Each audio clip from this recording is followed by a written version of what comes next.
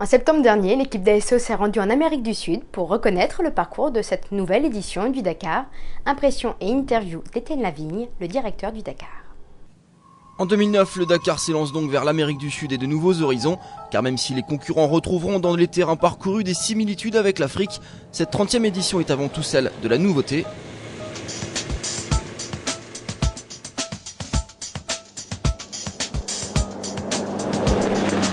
Déjà pour beaucoup ça va être la nouveauté de ces terrains qui sont extrêmement variés.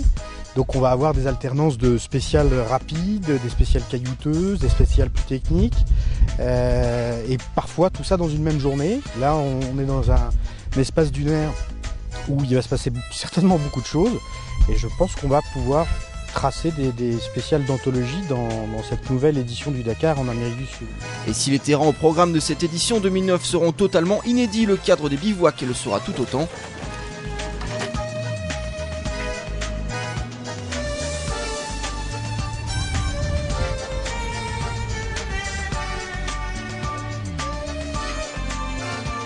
On est à la gare de Jacobacci, où va se tenir le bivouac du Dakar. C'est assez amusant, je crois que c'est la première fois que le Dakar fera halte dans une gare.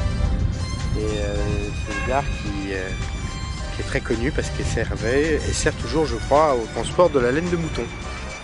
Autre particularité de cette édition 2009, les grands espaces que vont traverser la caravane ne sont pas libres de passage mais constituent en fait une succession d'immenses propriétés privées. D'où la nécessité pour le directeur du rallye d'aller au contact des propriétaires afin d'obtenir non seulement leur accord de passage, mais aussi leur en expliquer la raison.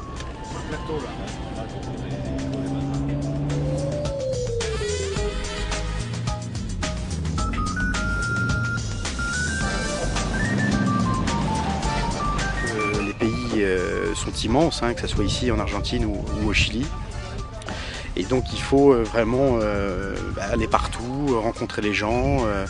On va voir les patrons des provinces, mais on va voir également les exploitants des fermes qu'on traverse ici qui sont immenses. Donc il y a beaucoup de liens à tisser pour pouvoir organiser le Dakar dans les meilleures conditions possibles.